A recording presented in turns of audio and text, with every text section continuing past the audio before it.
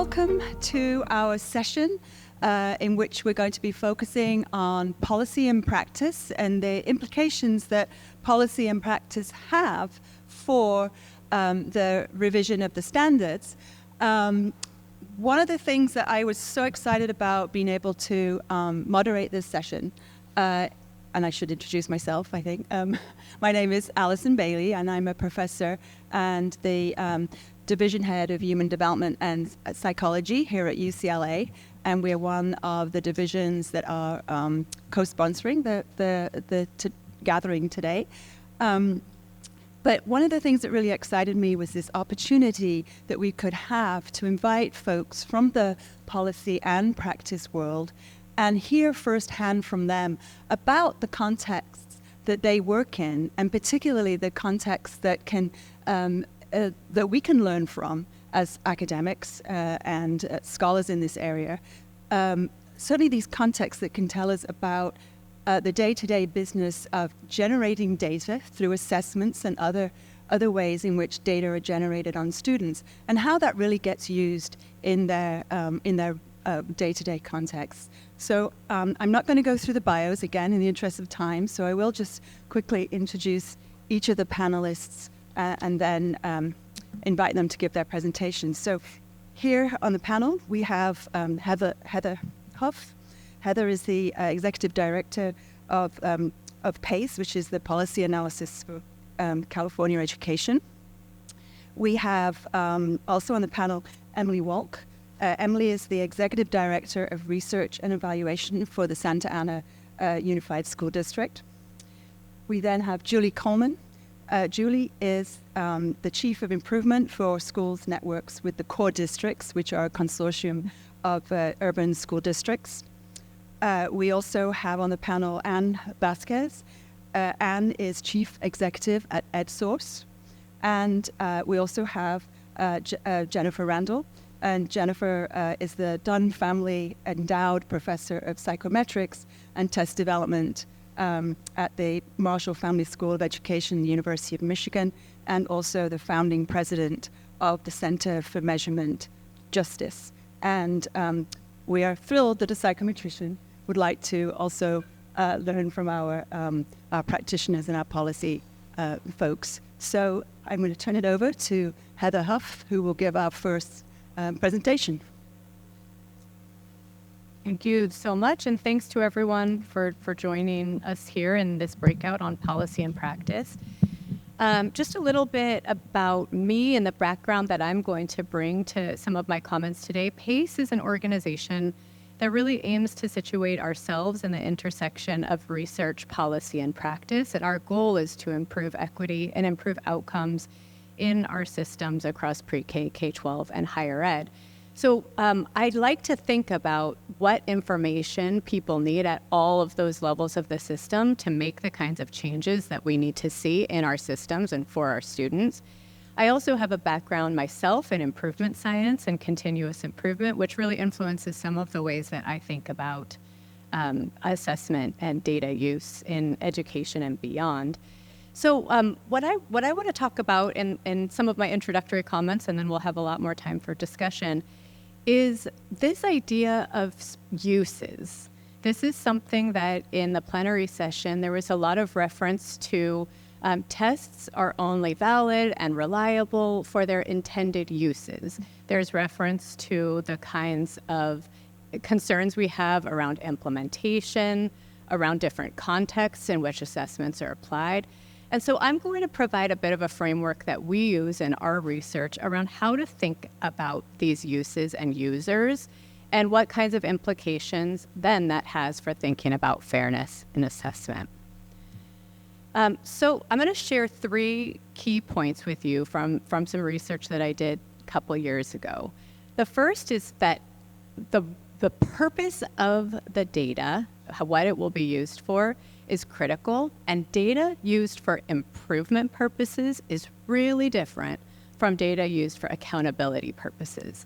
This chart up here is something that this figure is something that I modified from the field of healthcare improvement, where they've done a lot of work thinking about quality improvement processes within organizations at different levels. So they think about it in healthcare that there are two separate pathways for thinking about how you use data for decision making. The first is selection. This data is going to tell me what to do about something. Do I do an intervention? Am I a policymaker and I need to identify schools or districts for intervention? Am I a parent and I decide this school is a school that I want my child to go to? That kind of information is the kind of information that is more likely used in a standardized format. And when we think about information that's used in the second pathway, change, this information is much more iterative, much more based on the kinds of questions that you're asking to improve a system. So how are different students in this system responding to the types of instructional opportunities that we're given? What do they say about their engagement with the types of experiences that we have offered them in school? And it's very different, both the kind of structure of the data, the people who are using the data, and the timelines, which I'll turn to. But first, the second point I want to share with you is that data must be embedded in an aligned improvement process. And the way that we've thought about this is in three main points. The first is that there have to be cycles of inquiry. And these cycles of inquiry can exist at any level and with any type of user. But it starts with the question, what do we need to learn? What kinds of information do we need to collect to know if the things that we tried are working or if they are not? What kinds of information do we need to have? And then what are we going to do once we have that information? And so it's an open-minded inquiry cycle where you're using the data for learning and for action. But that can really only happen within organizations or structures with a clear set of norms, a culture and mindset around using the data for improvement purposes. And this is incredibly important when we talk about fairness in assessment, because this kind of lack of fairness happens a lot in these structures in which data is used. It's something that I think in a lot of schools and districts and amongst many educators, there's a strong focus on disrupting, but you can still go into many communities where there's kind of a fundamental belief that maybe not all kids can learn, or maybe kids who aren't engaging with the work don't want to. And disrupting, or that those measures can't be changed. So, maybe you're seeing that kids aren't scoring at a high level. Well, we're going to have some kids who are going to score at that level, and it's okay that the bias is expected, right? These are the kinds of nefarious biases that exist in culture and norms that can be a bit disrupted by assessments that are more fair, but it still has to be focused on very directly, the disruption in those norms, cultures, and mindsets. And then there's the issue of organizational capacity. Across all of our schools and districts here in California and nationwide, there's not universal capacity for understanding and making sense of data, much less knowing what it's telling you about the actions that need to be taken next. So building that capacity for data use is critically important at all levels of the system so that people can engage in those cycles of inquiry. The third point is that the specific data that are needed vary by the phase of the improvement process that a district, school, or even the state is engaged in. And I want to kind of just chart for you what an improvement phase might look like. At the first part of this improvement phase, you're in project definition phase. And this is where you're saying, what is the problem that we're trying to solve? What is the set of outcomes or the experiences that we need to be addressing?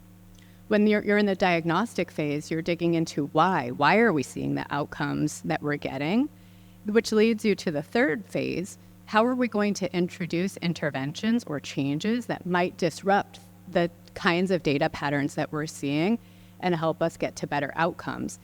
We don't always do this right the first time. And so this here should be an iterative process where we say we're intervening to fix a problem that we found in our data. Is the thing that we tried working, and how do we know? And how should we adapt it so that we can get better outcomes? Only when we feel like we have a strong intervention do we move to the impact phase, which is where we're spreading to see if the thing that we tried on a small scale works across settings.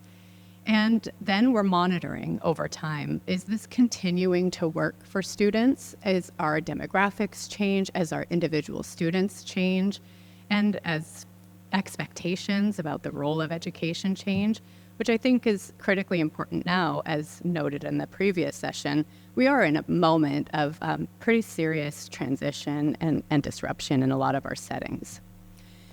And the data that we're using also has to vary by user.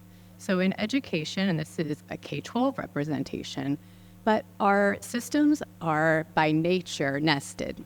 We have teachers in classrooms. They're situated within schools, which are situated within districts, which are situated within a state. And then we also have a federal setting.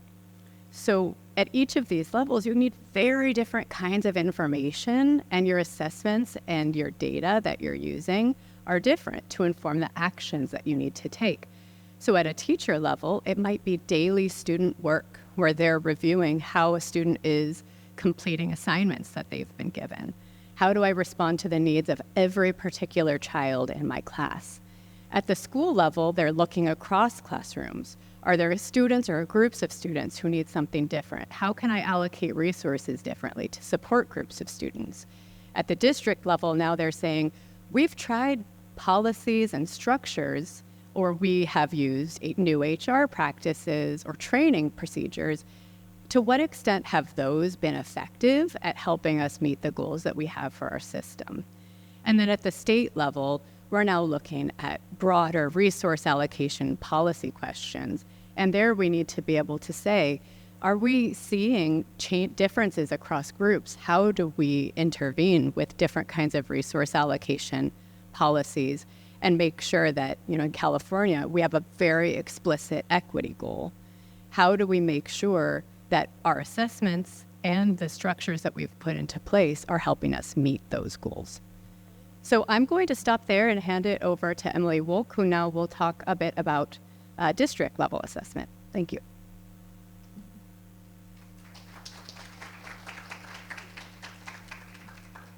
So hello, everybody. It's really great to be here. My name is Emily Wolk, and I'm the Executive Director of Research and Evaluation for the Santa Ana Unified School District. And in my role, myself, and we have two of our members from our amazing team. We have Cesar Gonzalez, and he is our program specialist responsible for training, which is a huge component of the work that we do around data use and assessments. And we have Sarah Sock as well, who is one of our amazing analysts that I turn to, and we say, go for it. We need to find out more information about X, Y, and Z. So I'm really happy that they could be here today with us. So we are really interested with a very important, I'm short, so I got to move this thing down here. Important mission to empower our community by transforming the access. And we really are trying to understand and use data to support the whole child. Let me show you this slide here. That's our mission statement. You can see from our geeky glasses right there. That's us in our department. But we really think beyond where we used to be, which was focusing on the academic component of students, and we're really broadening that definition. And our mission now encompasses not only their academic journey, but also the social emotional well-being, their physical health, and mental resilience. That started prior to COVID with a newer cabinet and superintendency, and now we're moving through COVID with a greater understanding of looking at the whole student, and including the staff and community in that as well. So in our pursuit of our mission, we oversee critical aspects of our data ecosystem, including our data systems. We have our student information system, our data warehouse, where we have really powerful and accessible data for our educators in our system, and our school board is included within that. We have a lot of training that we do. I feel like, I was a 20-year teacher in our schools, and I feel like we teach like all day long. In fact, we interview for that too, because we want to make sure technically are you strong, and also can you help other people understand their data, because it's all about ultimately our ultimate goal, which is to utilize the data for better outcomes for our students. So in Santa Ana Unified, we're located in the city of Santa Ana, if you're not familiar with us. We're near Disneyland. That's kind of we're right there. And we serve a very vibrant community of nearly 40,000 students across 59 schools and programs. And I do have to say, we are in declining enrollment, much like many of our other districts within California. When I first started in our office in 2005, when I was working on some analysis for us, we had 65,000 students, and currently we're sitting at 40. So you can see the decline that we've had over the years. Within that, we have 96% of our students identifying as Latinx, about 81% facing economic challenges. We have about 42% English learners, but that's very deceiving because when you go and look at our students that are in our early grades, transitional kindergarten, first grade, many of our classrooms are at about 70% English learners. This is really reflecting the redesignation to fluent English speaker. And then 14.3% are experiencing homelessness and 15% of our students with disabilities. But with that, we have a unique opportunity and a great responsibility to ensure that our assessment practices are rigorous and also equitable. So today I want to underscore a fundamental point that fairness really is something that we take very seriously within our office, and equity serves as our guiding principle to our North Star, and this commitment undergirds the priorities. And you can see up here, right there in the center there, the school board priorities. That was something that has been recent in our development in Santa Ana Unified, where our board created board priorities to let us know what was most important and what the community wanted from the system, which was wellness, student achievement, organizational efficiency, effectiveness, and really bringing in the family and communities that we should be and are engaging with. Also, above that is something called the graduate profile, and that again has been a recent work that we have in Santa Ana. It's really been, in many ways, the guiding light to say, upon graduating Santa Ana Unified, what do we hope that they achieve? What will they achieve? And that was done in conjunction with community and staff all together working on that. It's been about 2 years now. We started during COVID, and we're continuing to work on that. Things like, we want our students to be architects of learning. We want them to be collaborative. We want them to be global innovators, empathetic communicators, community builders, and world-ready scholars. We'll get into that later because definitions are everything, right? Operationalizing this. So fairness in assessments is key for identification for us, for services, supports, and interventions. It ensures that our students have access to the core programming that we provide and also those tiered interventions to make sure that their specialized needs, whatever they are, that they are being met.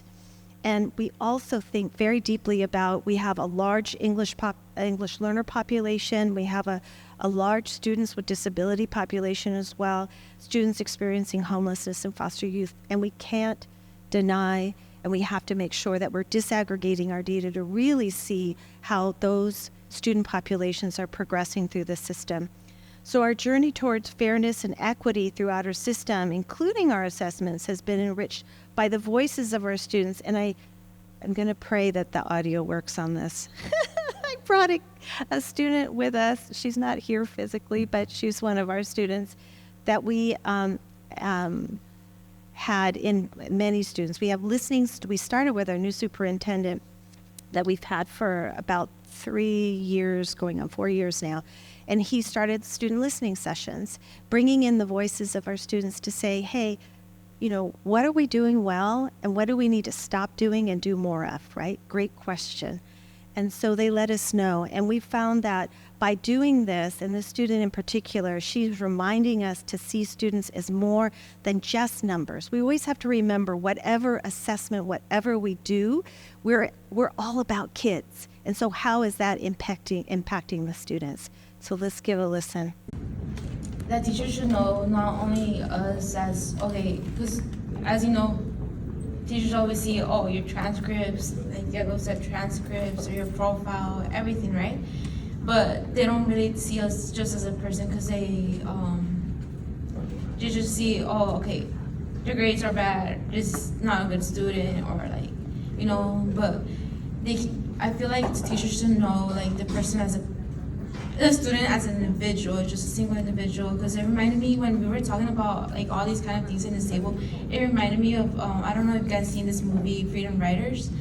It's a really good movie, and I felt like that like the main teacher was like just really connecting their students, not only just as students, but as like just an individual person. And like with all the problems that those students were going through, I feel like she really helped them out, and make them feel like a family. I feel like that's what teachers should do. And yeah, I hope I said that. So her words really remind us that fairness in everything that we do, including our assessments, means recognizing and valuing each student and providing an equitable platform for their success. Our work in our department is deeply intertwined with the issue of fairness in assessments because assessment data plays it's so much of what we do. I just need to show you this. I'm going to show you. This is our calendar that we have for assessments in May. I'm going to show it to you. That's our May assessment calendar. That's crazy. And we work to peel it back. It's like trying to, it's tough work. Because as soon as they walk in the door, we're giving them the LPAC exam, finding their proficiency in English. So it's just really good to keep in mind.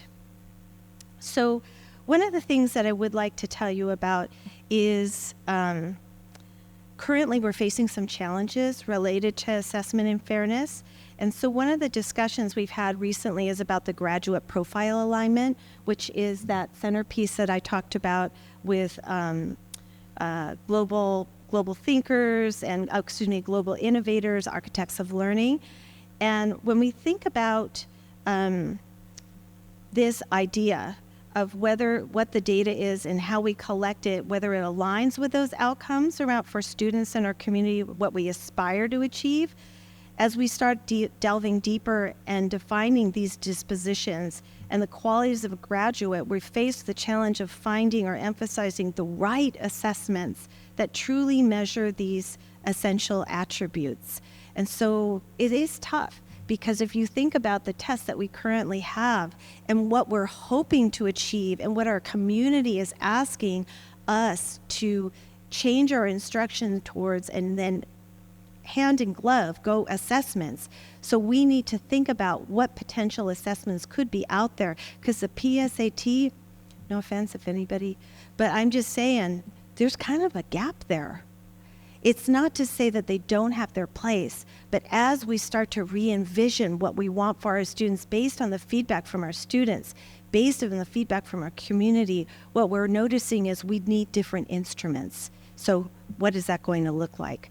So as we look ahead, I'm reminded of the wisdom of our own superintendent and my boss, the deputy superintendent. She says, let's not just merely set goals for today, but envision where we should be 5-10 years down the road. And this prompts us to start thinking about and reimagining assessments to make them fairer, to make them more equitable, to make them more valuable, and be better aligned with our long-term objectives. And we're thinking now about the assessments, how they can evolve. I was so curious about the conversation around the different types of instruments that could be used, even through AI, can evolve to measure our progress towards achieving more equitable outcomes and respecting, going back to our student, them as unique individuals with a rich cultural background and diverse set of experiences. These assessments should align seamlessly with the aspirations outlined in our district graduate profile to inform us about our progress towards our goals. So I'm really glad to have been here and shared some of what we're doing in Santa Ana Unified. Thank you.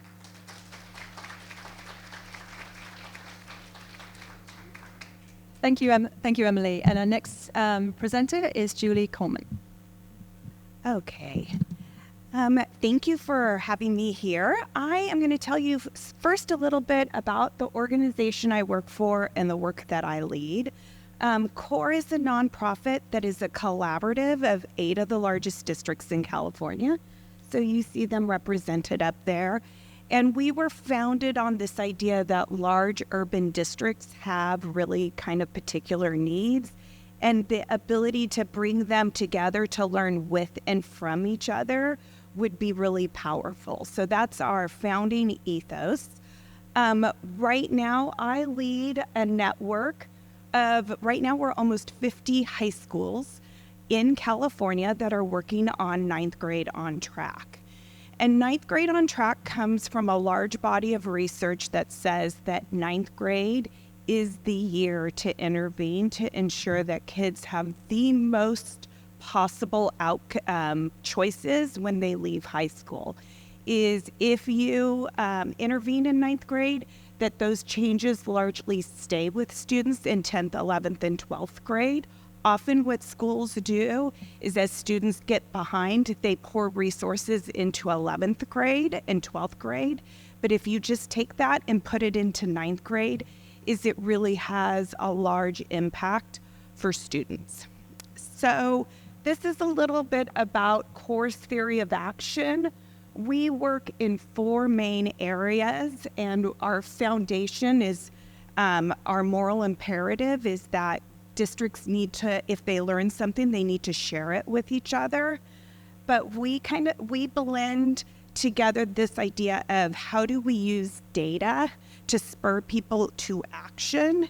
And we use improvement science that Heather beautifully explained earlier today in conjunction with how do we network learning and how are we partnering with districts, because a lot of the things that we're learning in schools have implications for districts and policies. So I'm going to start first with how we started with an outcome measure. I think I stepped on, there we go.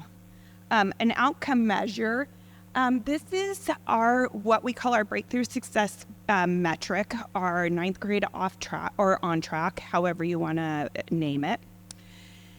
And we did this in conjunction with an outside education analytics organization, and this is a predictive model. And students who are in California, A through G performance makes a big impact on what happens to them as they go through their college year. So A through G are courses that are articulated and that allow students to apply for CSU or UC schools. One of the things that our analytic partners could do is they could get really precise about the predictive outcomes for students. So how they developed this metric is these 4 areas are part that make up the what allows the student to be on track. So A through G performance, how many A through G classes is a student in? What is their performance in those classes? What is their overall GPA? A student's schedule might have classes that are not A through G, but their overall GPA makes an impact. Attendance, and then credits. And they were, our education analytics partner looked at what happened to students 2 years after they graduated high school. So what was their persistence? And one of the things that we found is they were able to get really precise, but it wasn't very actionable for school sites, or there wasn't agency. And so we actually at one point had to pause the use of this metric, and we brought in experts to help us do an equity scan about a lot of implications about how kids are scheduled, what happens as they persist through high school. And that allowed us to come up with what we use now. And these are the predictive outcomes for students in each of these categories. So before I go any further, we never use this without this statement, is that we believe deeply that prediction is not destiny. The whole focus of this is interrupting those predictable patterns that happen for students. And so our highly vulnerable students are, about half of them do not graduate high school, and about 1 in 20 do not complete their A through G. And you can see the predictive outcomes all the way through the different lanes. Why this is actionable for educators is a student who is highly vulnerable needs something very different than students who are vulnerable. And so we want to get the right group of students in front of the right educators to help intervene and examine systems that are going to interrupt these patterns. The other thing we do a lot of thinking about is, what does the display look like when we put it in front of educators? Again, we want them to think deeply about their practice. We want them to think about what are the systems that are in the schools that are producing these outcomes. So one thing that we have just recently started using is a disproportionality display. And so what this is on the left side is this is the percent of students in each of the racial groups that make up their total 9th grade enrollment. So on this side, African American students are 29% of their population, white students are 22%, Asian students are 17%, and on down the left side. The right side of the graph says, of all of the kids who are off track, what percentage is that racial group? So in this case, 50% of all the off-track students were African American, but they make up 29% of the population. And the reason why we use this with educators is we want them to start interrogating why this is happening. What in their system is building this pattern, and how can we interrupt that? So we do a lot of thinking about not only what do we put in front of educators, but what is the conversation it's going to have, and how can we change mindsets and beliefs. The second piece of data that we use is called the Developmental Relationships Survey. It is a survey that students take 2 times a year. And it gives a category for how a student is experiencing adult relationships in the building, from weak, moderate to strong. It also asks students to name who is an adult in the building that they can go to for support, and what does that adult do for them. And I think the most powerful thing that we have seen from that is the kind of conversations that educators have when they see that data. And every time we put it in front of teachers, it breaks bias. And part of what that is there is the relationship that educator thinks they have with the student, and then it's the actual relationship the student has. And so I have been with teachers where they have been in tears because a student says, nobody in this campus cares for me. The other thing I will say that comes from that is what students expect from adults on campus is alarmingly low. Like, what they want to show that they're cared about is somebody say hi to me, which is like, I feel like the lowest bar we could possibly clear. And so when we pair that data, we pair it with an action.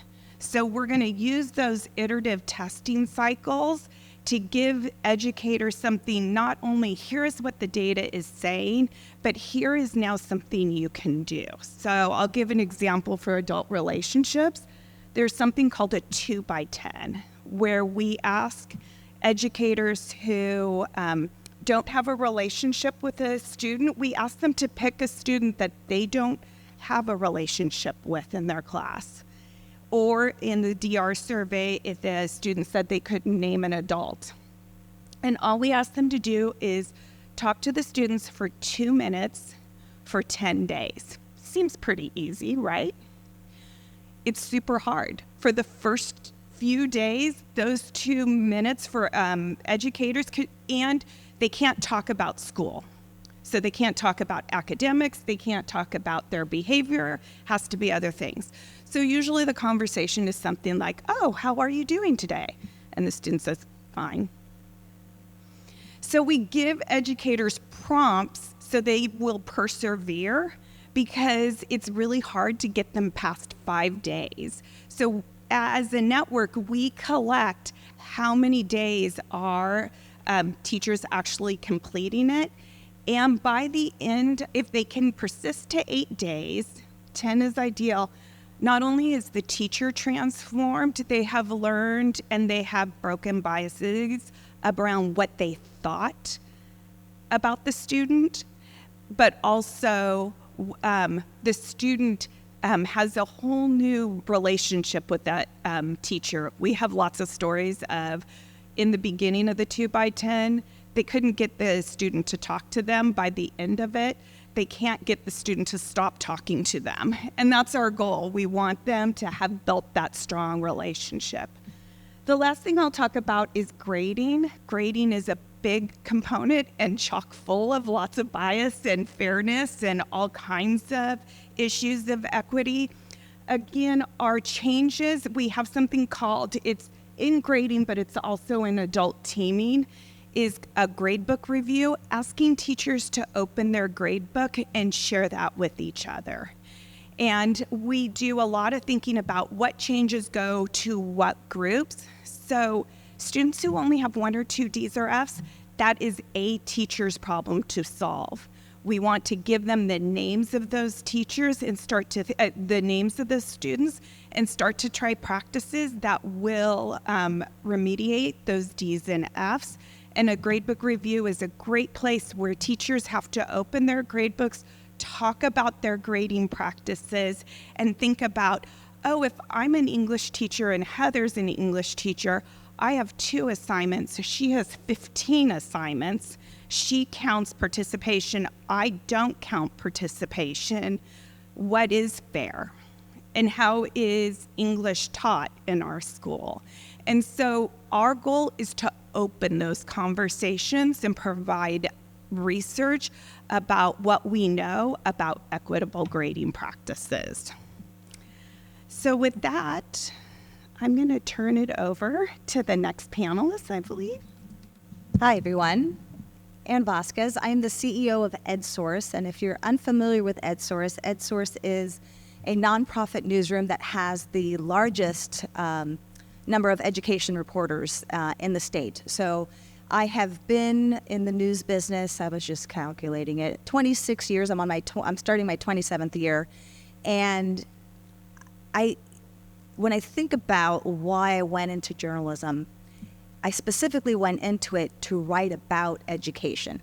And I think origin stories are really important. I think we should all know our origin story. And when I mean origin story, not where you're born and, where you grew up, but really your why. And when I think about my why, and I think about why education and why journalism, it really comes back to the fact that I grew up in a household, my parents are immigrants. They came to this country fleeing another country, fleeing political persecution. And when I think about the First Amendment, I think about free speech, and I think about what education did for my parents. My father decided to go to college in his 30s once he was already a father, because he realized that was a path forward and for, to set the foundation for his family. My mother never went to college. It was her one regret. She's still alive today, has Alzheimer's, but the one thing she did tell me she ever regretted was not going to college, because she knew she would have done really well, but it wasn't something that was expected of her.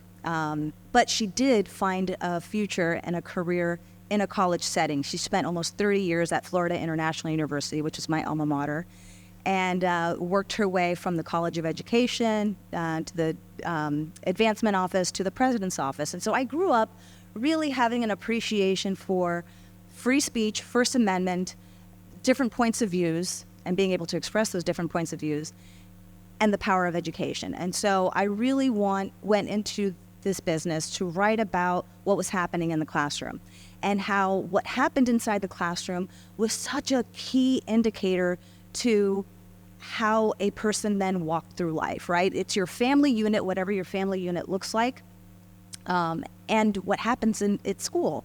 And so teachers play such an integral role in that. And when I think about what's happening today in public discourse, I really think we have lost our ability to have a tolerance for differences of opinions and to be able to express those. And so when I think about education, and I think about how it's such a battleground these days for a number of issues, whether it's banning books, whether it's assessments, whether it's LGBTQ plus rights, ethnic studies. I mean, it just goes on and on and on. I feel that an organization like EdSource, I think the best thing that we can do is to help facilitate conversations around important issues. And our news business has evolved, and I grew up in newspapers. My first place where I started was at the Miami Herald, which was my hometown. Then I came to San Jose specifically to write about East Side schools in San Jose. Went back to South Florida, found my way back to Los Angeles. And now I'm here. It's 5 years now that I've been with EdSource, and really it's full circle for me because I feel like newsrooms have retracted and contracted so much. And one of the first beats that are always to go in a newsroom is education. When I started in this business, we would have 5 reporters dedicated to education. Someone specifically on community colleges, someone on the UC system, someone in K through 12 but the East Side schools, and so it really, you had a team, and you had an editor who was an education editor who really only thought about education issues. If you go into a newsroom today, whether it's the LA Times, the New York Times, the Miami Herald, wherever the case might be, that news team for education is fractional. In fact, at EdSource, we partner with a lot of other newsrooms so that we can get our stories and we can collaborate and just get it out, because at the end of the day, we just want to get education policy analysis out in the hands of as many readers as possible. The LA Times has 1 K through 12 reporter. One. And the LA Times is a newsroom of 500. So when you think about it in those terms, it's maybe not a surprise that we're having the situation that we are in society, because there's fewer, I think, journalists today who are out there asking the really important questions and trying to distill really important issues. And so just as a little anecdote before I show my first slide, as we talk about the math framework, because that's been one very big issue that has been a contentious issue for some time, but certainly in the last year in California. I am a parent of 2 kids. My daughter during the pandemic was end of 4th grade and then did distance learning 5th grade. My son was 9th grade and then did 10th grade in distance learning.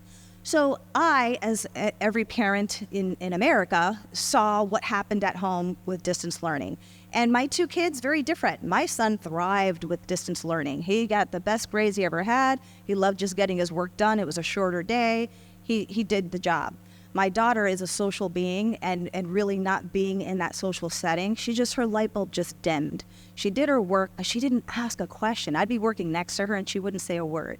And so she learned math in 5th grade and she did great. The school district we're in, they don't give grades, they give numbers.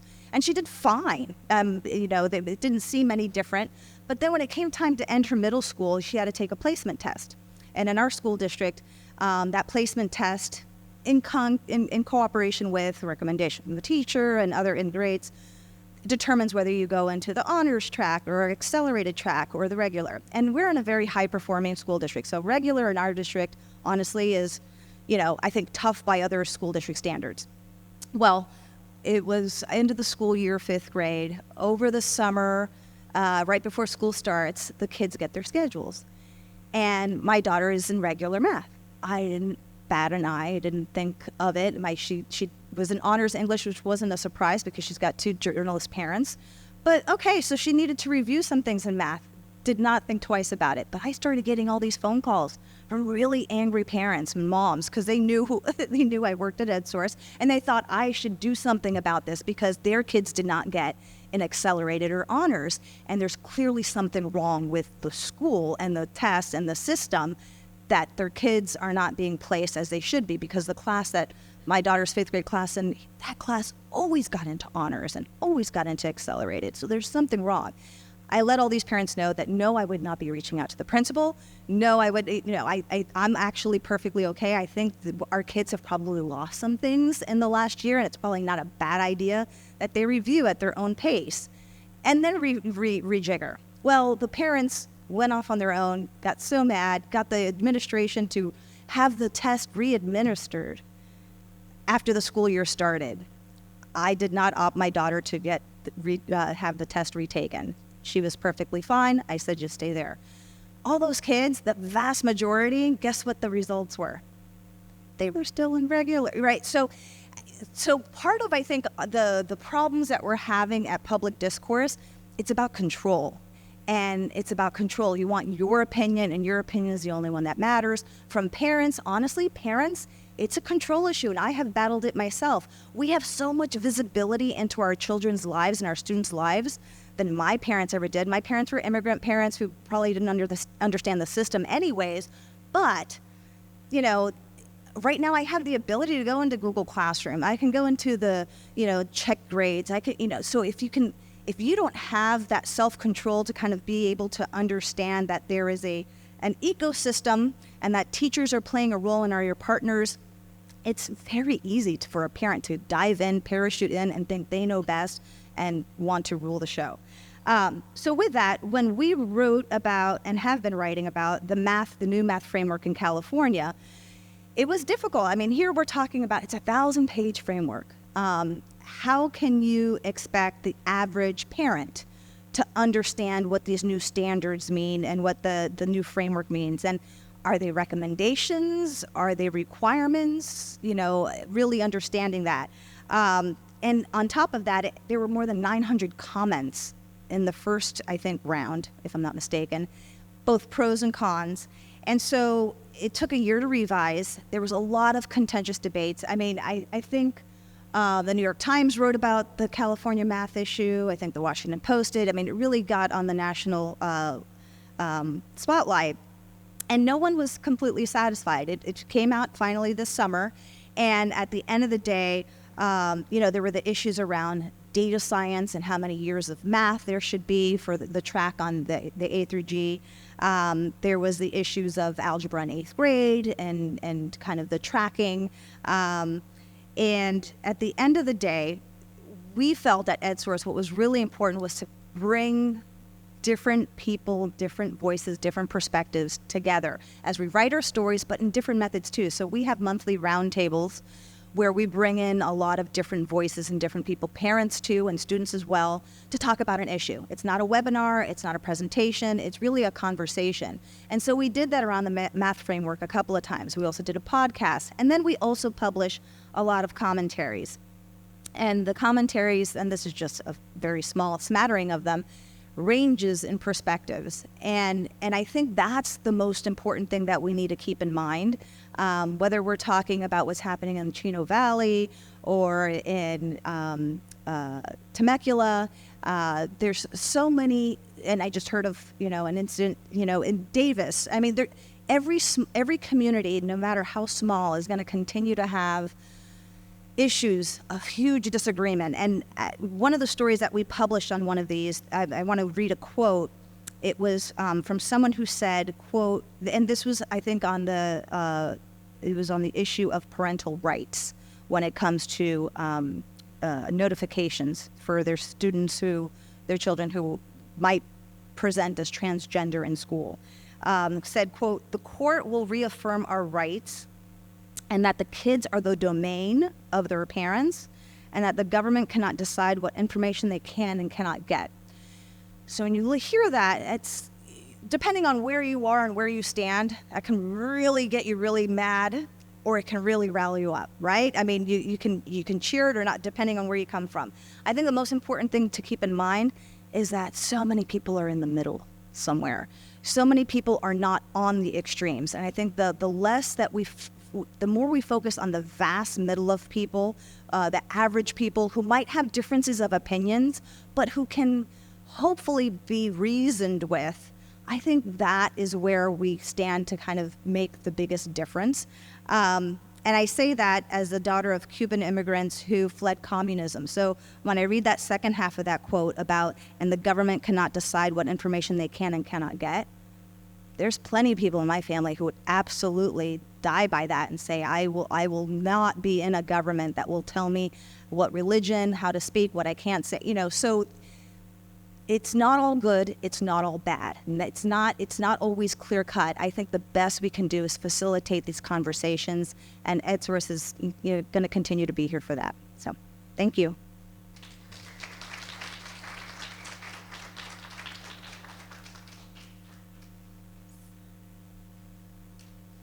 Thank you, Anne. What we wanted to do next, actually, was we have a couple of different questions, and I'd like to turn it over to Jennifer. If you have, earlier you said you didn't have it. Well, don't worry. I have direction. Don't worry.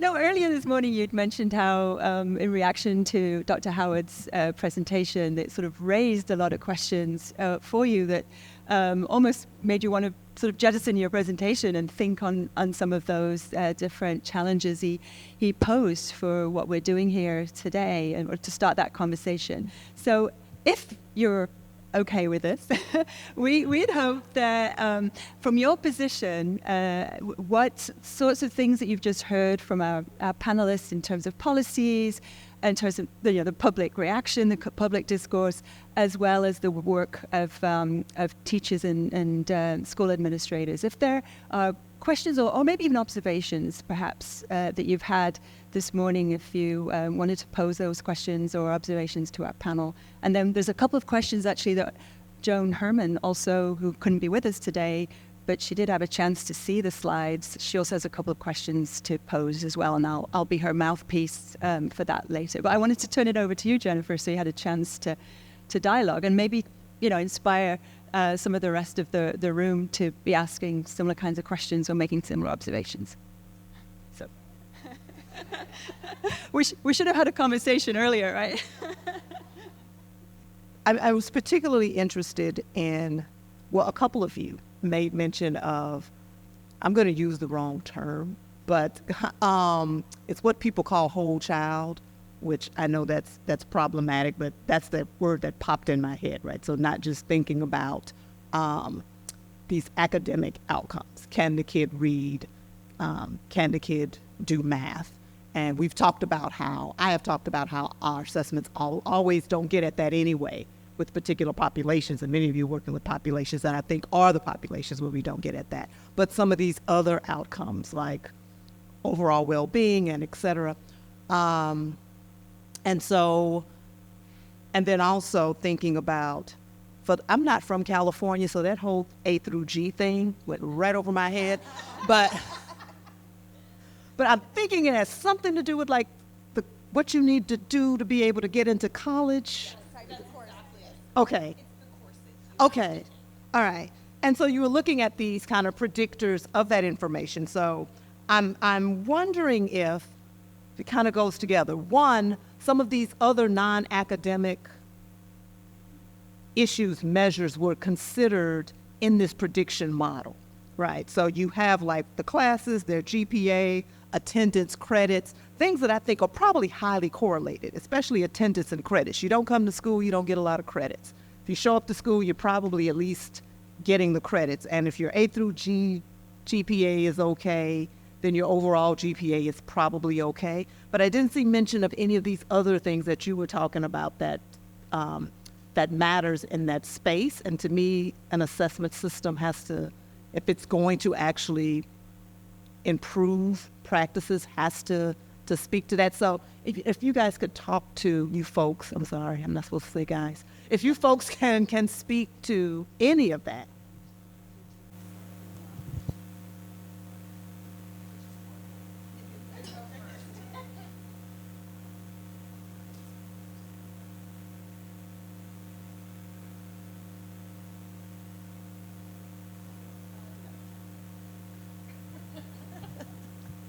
Amazing what electricity will do. Let's see. So in Santa Ana, we do use alternative I don't know, you call it like flows of information, right? Regarding to get a better, more complex look at our students. So one of the instruments that we use is social emotional learning. We call it an assessment. Some people would call it a survey, but we use that to get information from our students. They evaluate themselves about things like, and now I'm having a moment here, Juli, some of the things that are on our core survey. Yeah, so, yeah. Self-management, sense of belonging, growth mindset is another one. So, trying to get at those, so we are using that. We're actually looking and evaluating something that's called the DESA, which is on a more frequent and a smaller scale to be able to get more information, not just summative at the end of the year, but rather along marks along the way, so that, if you get the data at the end of the year, it's over. That's done. So you need to have that progress monitoring. So that's one way. The other one, I was just talking to a really good friend of mine yesterday who's in charge and responsible for the ethnic studies work that's been going on at our site. And I said, what do you guys use? Because our traditional ways of assessing just aren't a real good match. And so they have a project-based program. So it's project-based learning. And she says we use rubrics to be able to see how students are progressing towards the civic engagement project that they have to produce at the end of this. So those are just some examples, I think, of some of the other ways, but attendance is a really good indicator. We've done a lot of work around that as well, but I'm going to pass it to Juli, see what she says. So we didn't use, we call it social emotional learning. I think that's the whole child. That's the same idea. We didn't use it in the predictive model, although we talked a lot about it. And one of the pieces of research that I've always been really compelled by is that if a student has a relationship with a teacher, they will learn from that teacher no matter the pedagogy. And so it is this idea that connection, and I feel like as an adult, I feel the same, like that belonging and the connection. And so when we started the network, there's another survey that I feel like is really powerful. It comes from PERTS, and Heather might know what PERTS stands for. But they do a survey that is given at the class level about what's your sense of belonging, what's the engagement, what's the kind of feedback you're receiving. When we started our network, it was really important that teachers knew by student name who was not connected, because we were going after students. Not after them literally, but I guess maybe if you don't have a relationship, we want to find you and we want to connect you with an adult. So I think a lot of it is at what level is the measurement? PERTS is used quite a bit, but it's at the classroom level versus by the student. And they did that very specifically for different reasons. So that's why we partnered with the Search Institute that has done a large body of research around that. The other thing I was going to add is I do think attendance is another proxy for engagement. We do a lot of thinking around kids. The kind of data that I think is really important for teachers to see is kids sometimes we have students that actually have a high average daily attendance, but they have really low period attendance for certain classes.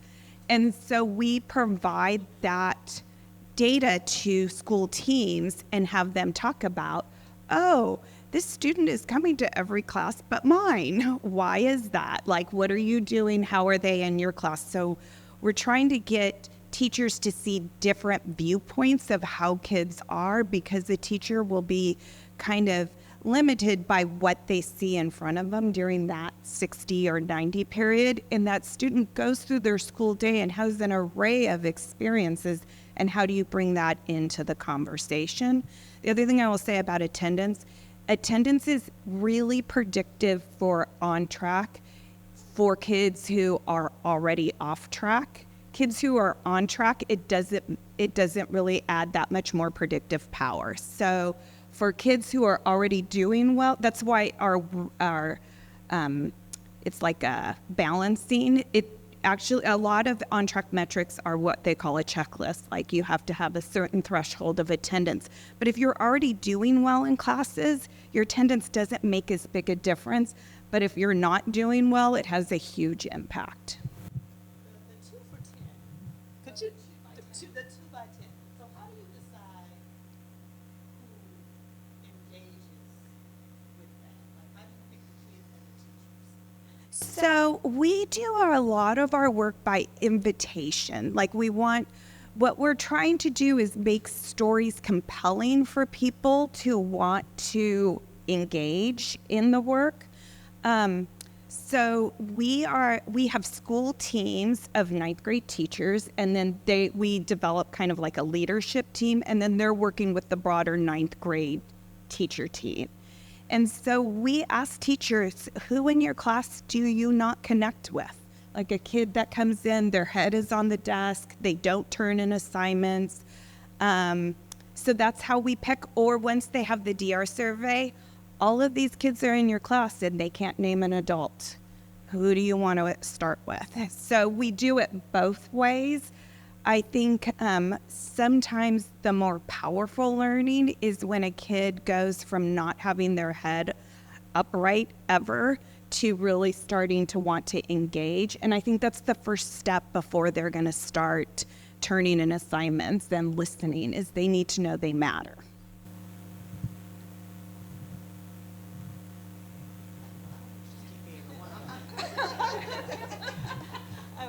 I was going to ask Jennifer if what does this mean for developing psychometric models of when we think about assessment. I mean, I know that conversation might be taking place next door, but that's the downside of the schism here, is that we need to hear how complex these different aspects of student development are. I'm just wondering whether that's sort of alarm bells for you, or is it inspirational that we can actually create better models of student performance?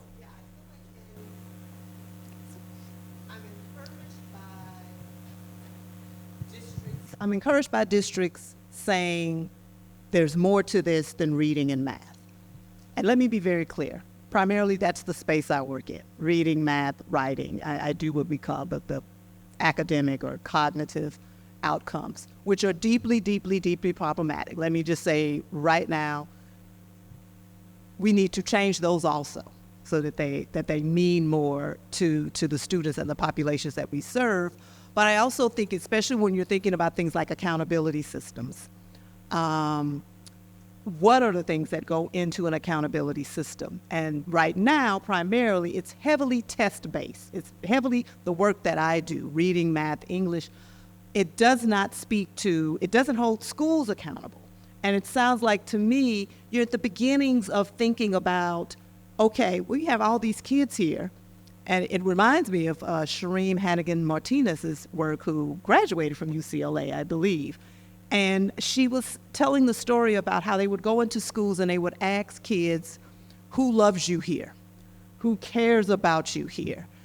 And in schools where all the teachers said, oh my God, I love my kids so much. My kids are so wonderful. They're so fantastic. I would do anything for my kids. And most of those kids of color, were like, no one here cares anything about me. And to me, that should be a part of an accountability system. Are your kids walking into that school feeling like they belong in that school, that you want them in that school? And if they're not, then something has to change. I appreciate the voluntary nature of the work. I do. I'm also of the mindset that, through our accountability systems, we've been plummeting kids all the time and not really giving them options when they don't do well.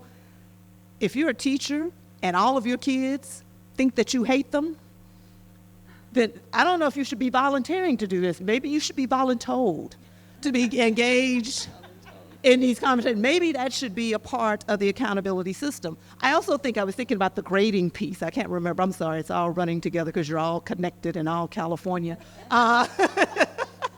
but thinking about even that grading piece and how do we do that more equitably for students who aren't just white students? What does that look like?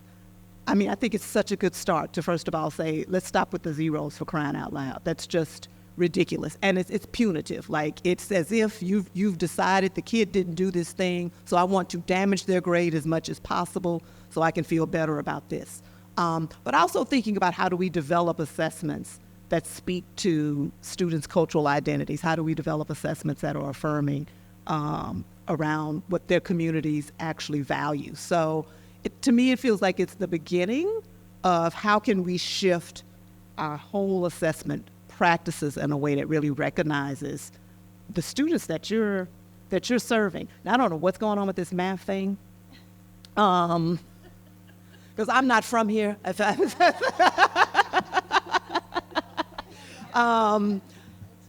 what resonated with me, I just have to say this, because you were talking about these parents that, like, and I'm guessing if the parents who have access to you or the parents who have access to some privilege, yeah, they have access to stuff.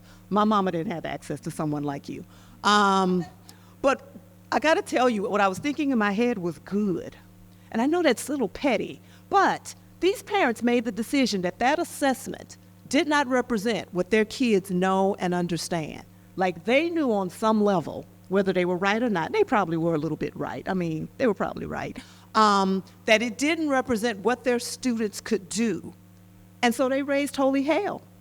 Now, in the end, they didn't win, but it reminds me of what Black and brown kids, parents think all the time. This assessment doesn't represent what my kid knows, what my kid understands, and it keeps them out of honors classes, it keeps them out of accelerated classes, it keeps them out of college, it keeps them from practicing in their designated field because they can't pass a licensure exam. So to me, it felt like I wouldn't mind talking to those parents and saying, this is how it feels for these most marginalized students all the time. What are you going to do about that shit? Like, when are you going to harass Ann Vasquez about that? Because that is the issue. That's so well said. I will say on this math issue, the other thing is I think we need to do what we say. And when it comes to, because all these parents care about, you want your child to succeed, and whatever success looks like for your child, whether it's going to college after, whether it's getting a job, whatever it is, you want your child to succeed. And, you know, all these high stakes of college admissions, and in here in California, there's just not enough seats. There's just not enough seats for the students at the universities that they want to attend, that maybe they are geographic based, right? They can't go, 6 hours away. They got to stay at home because they have to work, and they have to, but there's no, unless, there's more opportunities, and there's lots of, conversations around bachelor degrees at community colleges and just trying to make it more open. But I will say this, that over the issue of math, whether it's 3 years or 4 years, whether data science can be included in that track, or whether, it's calculus, I think what has happened in recent years is that there's been this shift of being more open to allow a greater number of students to be able to hit those A through G numbers and to hit the required courses that they need to achieve. But there's stories that we've written and people that we've talked to, and people have written commentaries to say when you interview admissions officers, they overwhelmingly still want to see calculus on that transcript. So even though we're saying and we're making changes to make it more open, if the gatekeepers are still going to keep those gates closed, then it's all for nothing. So I'm going to actually paraphrase the question that Joan had to sort of contextualize it a little bit more for the conversation. And actually, one of the things that both Joan and I reacted to when we saw the slides ahead of time was this one from you, Emily, and which is the schedule, the assessment schedule, and seeing the amount of time that gets taken up by assessment, by teachers, by children in classrooms. So here's the crux of the question, and I'm going to throw in something there that I'm curious about, which was professional development. So first of all, how confident are you in terms of the data that gets generated and the decisions that get made, particularly the decisions around assessment equity, and what you are deciding then for the fate of students, as you just so nicely summarized, both Anne and Jennifer. I mean, how confident are you then that these are equitable decisions? And how would we strengthen teacher professional learning so that they can be confident about the decisions that they're making based on these data? So kind of a two-part question.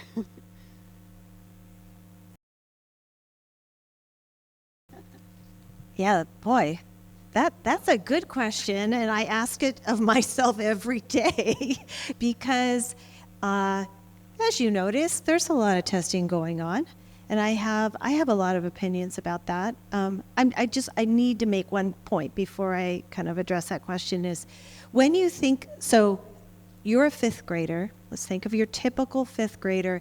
In our district, we have a lot of students who are English learners. They may participate in dual language programs as well. So they may be double tested, right, in both languages. So a fifth grader would take, and these all occur between February and May, that's the May calendar. They take the summative LPAC, that English language proficiency test, right? They have the physical fitness test. They take the CASP, which includes the SBAC, the science test, and if they're a dual language program, we have the option of taking the California Spanish assessment test, which, by the way, in their desire to make it a better test, they added the speaking component of it and also, I believe, a writing component. So now you have a test that was long, which is longer. And then you say, when are you going to do that? And where's the instructional piece? So the students, this is the irony, the students that need the most instruction are sometimes those who have the least instruction, right? So I have to say that because that's such a context that it's that dual role that you play where you're like, you want to peel them back, but you need good data. So you have to strike a balance. So I was so curious about the point about time and timeliness of assessments this morning. But I will say the confidence in that's why we spend in Santa Ana. So that's why we have a Dr. Cesar Gonzalez in our office who goes out and we roll up our sleeves with our sites and we say, let's look at this data. What is it saying? And what does that mean for instruction? So I'm a true believer until, and I feel this very passionately about the work I do, until that assessment gets to the student and the teacher and the parent, I haven't done my job properly. That's where the rubber hits the road. What did they say this morning? The devil's in the details, and that's where it's at. Until that relationship, that triangulation or whatever that is, until that strengthens, that's where it's at. Do I feel like we're there yet? No. Do we work and strive at it in our office? Absolutely. And during COVID, nobody had an appetite for data. I was not a popular gal in our district. I'm going to tell you right now. But now people have bandwidth. And so now we have an opportunity to really work with our folks to say, let's look at the data. And that has to happen at the district level, in the cabinet, at the site, and then in the classroom, at the teacher level, and at the kid level. So it has to hit all of those. I'll just add one thing about competency-based learning and how thinking about how a student progresses and how their learning grows can be a different frame from, when you take a cut point and you say you're low versus you're high. There's a lot of discussion in California right now about competency-based learning just on a lot of dimensions. We know that kids, aren't necessarily being served where they are post-pandemic. And we also know that the ideal version of education is you know every child, you know their strengths, you know what their interests are, what they're trying to accomplish, and you build a program of work around that and you help them to measure their progress toward that. But it's so far from how our systems are currently set up. But there's a district here in California, Lindsay Unified, they do visits there in the Central Valley, they bring people from all over the world to see the kinds of work that they're doing. And one of the things that their students talk about, all of the students can say where they are in their development of key skills along their continuum. And the students say, oh, I haven't hit that milestone yet, but I'll get there. Which is just a really different perspective from how we use our assessments. I think part of why people are afraid of talking about their scores or communicating them to parents is because there isn't that shared understanding about what growth looks like. And there isn't not everybody agrees about what is being measured. So I think just really kind of anchoring it in that progression would be such a huge step. Did you please say anything about the equity audit that you had? You mentioned an equity audit or an analysis. Yeah, do you want to say just a little bit, because that gets that notion? You know what, I will say the one thing that we did when we first ran, when the model was first run, and we had some suspicions that this was not going to land well, and that I feel like we work with super smart, super dedicated educators, and my litmus test is, does it pass their sniff test? And I know kind of who the key stakeholders are in our community, and we put it in front of them and they blew a gasket, because I think they inherently knew that what we were, and it's probably not worth explaining all the problems that we encountered, but they just knew, like, they knew the kid and they knew what the predictive outcome was, and they could look at the class schedule and say, that's not true. That's not true about what you're saying about that student, and you can't say that to other people in our community about that student. And so I do think that there is, when you think about fairness and bias, is when you bring in your stakeholders and you talk with them, there has to be that transparency around how is this developed, what does it mean, and does it make sense to people? Because at the end of the day, we want to use that to drive action. We don't want people negotiating and explaining away data. We want it to make sense so that folks do something about it.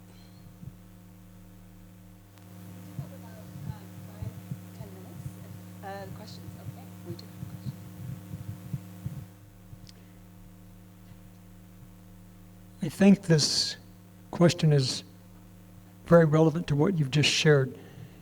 Actually, I have two questions. One's philosophical, one's concrete. Let me give you the concrete. The data or information I get is the average student between grades K and 12 takes something like 112 standardized tests. Standardized to me meant you bubble it in of 4 choices or however many. I'm probably the oldest person in the room, but at age 82, I can tell you the truth.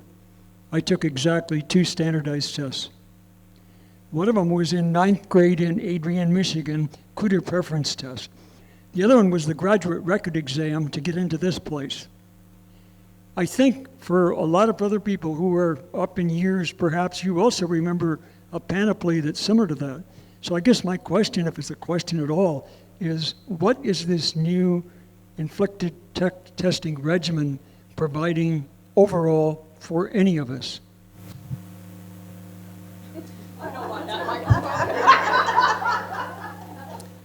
I think what we're seeing here is 2 things. It gets back to one of the points that you made here, that marginalized students are tested and students with privilege are taught. And my kids were kids with privilege, and the only time they took a standardized test was when they were in a public school system with other black and brown kids. When I put them in a private school, all that went away. I think the purpose of testing, whether people want to say it or not, is to perpetuate deficit narratives about racially and ethnically minoritized students. That is the sole purpose. We want to keep testing them, keep seeing their scores not be as high as white students, so we can keep saying in the paper that black kids don't know as much as white kids, that Latin kids don't know as much as white kids. There is no other purpose because we don't need to keep giving that test to know how these students are doing. We can ask their teachers, hey, how's your kid doing in this classroom space? We can ask their parents. We can ask the kids what they know and what they're able to do. No, we want to have a large-scale standardized test built around whiteness so that we can say and then feel better about ourselves, those of us with privilege and who hold whiteness. I do a very good job at whiteness, by the way. So when I'm talking about privilege and whiteness, I am also talking about myself because I was taught how to be white. And so people like us can say we are better than, so we deserve these things. We use those tests as these kind of proxies for merit. They are not. Tests are not about meritocracy. Kimberly Crenshaw tells us that meritocracy is a myth. There's an old white man at Harvard who even has a whole TED talk on how meritocracy is tyrannical. But I feel like that is the purpose of a test, to keep doing it over and over again. You seem to be fine, and you only took 2 tests. So what are we hoping is going to come from testing these kids 100 times? So I don't actually disagree with you that there is a social, cultural, kind of implicit truth to what you're saying. But I work with policymakers, teachers, administrators all across the state who the reason why they want to test is because they haven't found a way to disrupt the inequities in the system. And I think part of where just, the pendulum swings, and we're on a swing in policy on the pendulum where we believe, and this is a collective we, our structures, our policy systems, that if we just keep measuring and we keep responding to those measures, we can disrupt the inequities that we're seeing in the data.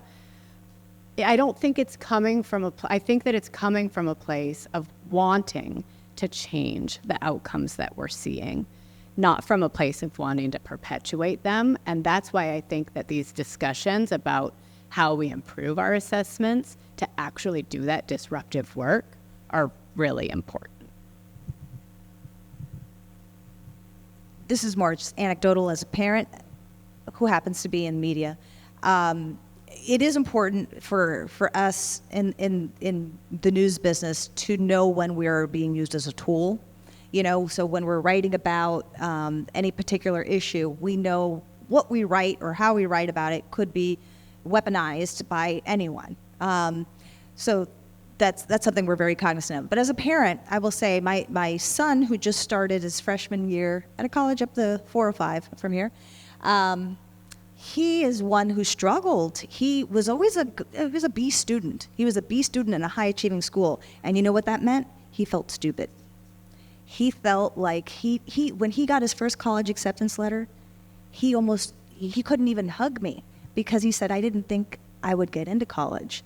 I'm like, you're a B student in a really hard district. You learn to learn. You value learning. You come home and you talk to us what you learned in class, and that's why we live here, because it's such great schools. And he's like, but he just didn't feel it. He didn't see it. His test didn't show it necessarily.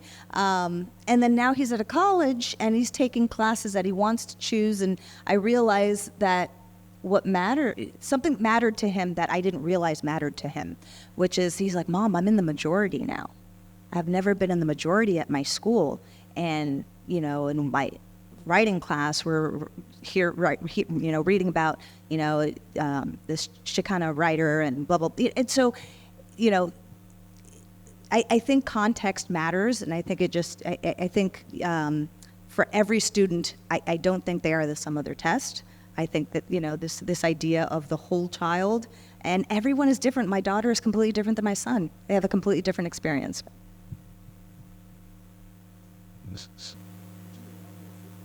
A brief footnote. I said the other one was philosophical. The word standard is not an educational term. It's a business term. You buy your shoe. Is it long enough? Is it wide enough? Is it comfortable? Does it fit? Education took it from business. How does that make you feel?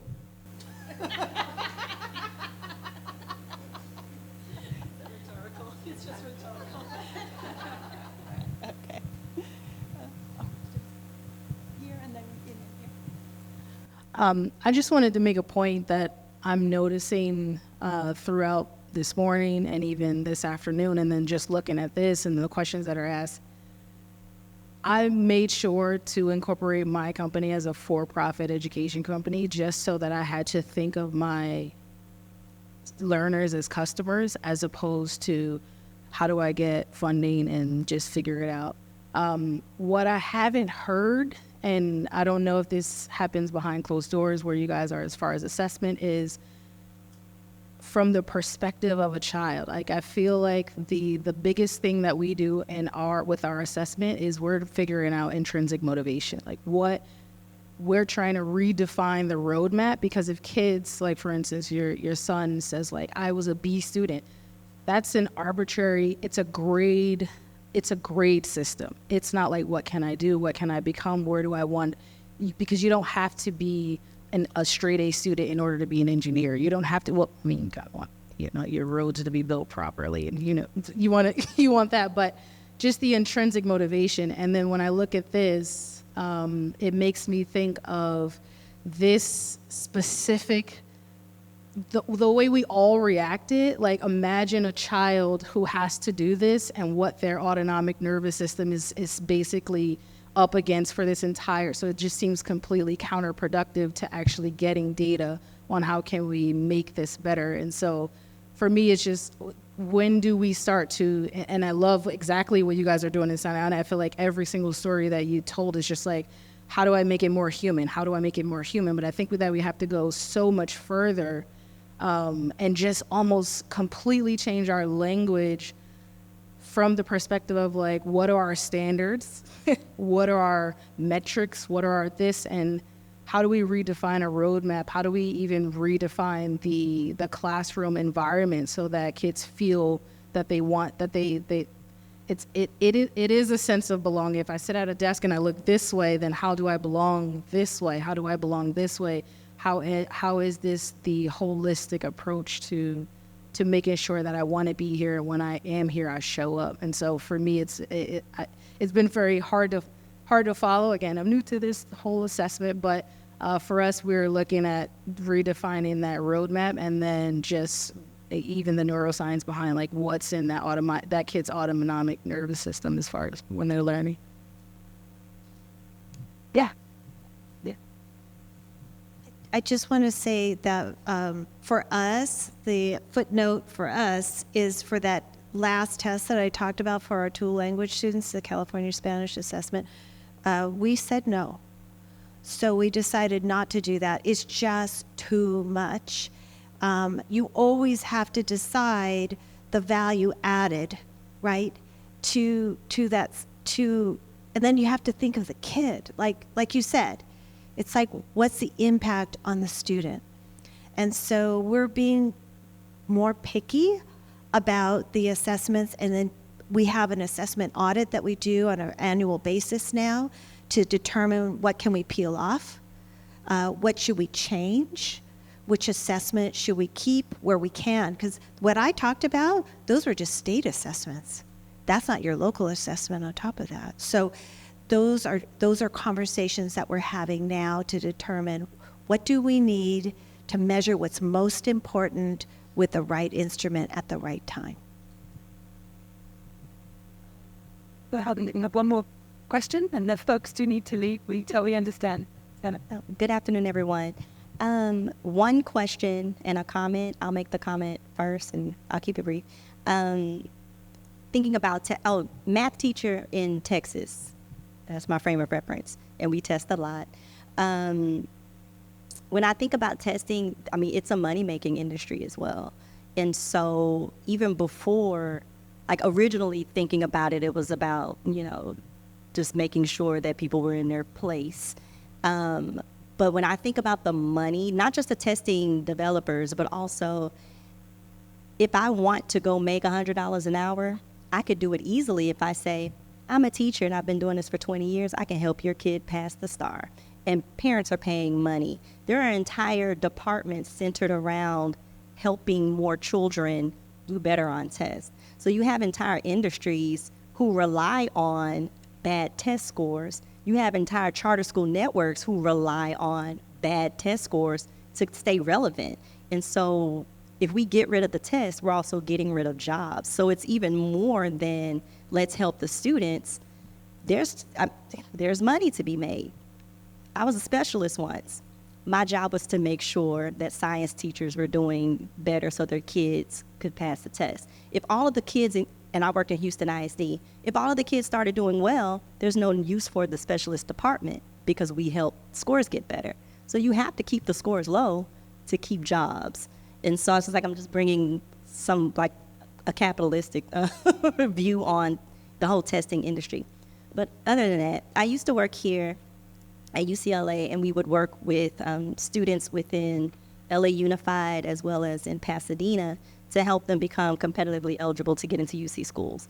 And so, of course, the issue with math as a gatekeeper would really get in the way.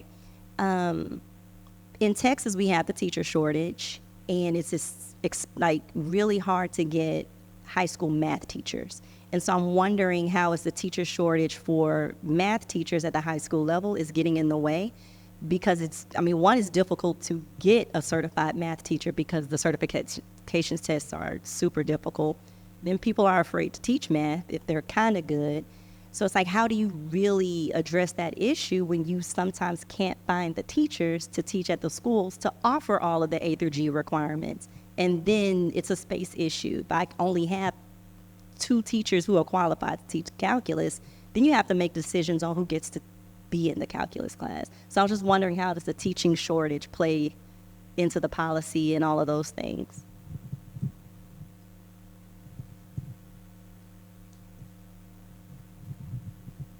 So we also have a significant teacher shortage here in California in hard to staff subjects. So that includes math, science, STEM, but also schools serving low-income students and students of color, schools serving English language learners, special education, right? And we're introducing new requirements into schools for these specialized positions. So we're talking right now about introducing computer science requirement, and that would be building a new workforce from scratch.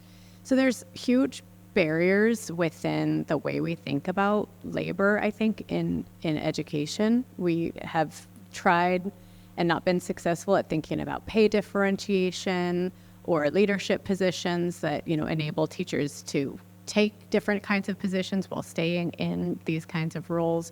Someone the other day just said, what if the people in your data department taught the machine learning or AI classes or computer science, right? Which we don't have any of that kind of flexibility in how we think about staffing. And I think we're going to need to get really flexible in the next few years in how we think about staffing so that we can make sure that our students have access to the kinds of quality instruction that they need to have, especially in the higher grades. But it's a really hard problem. Do you want to add anything?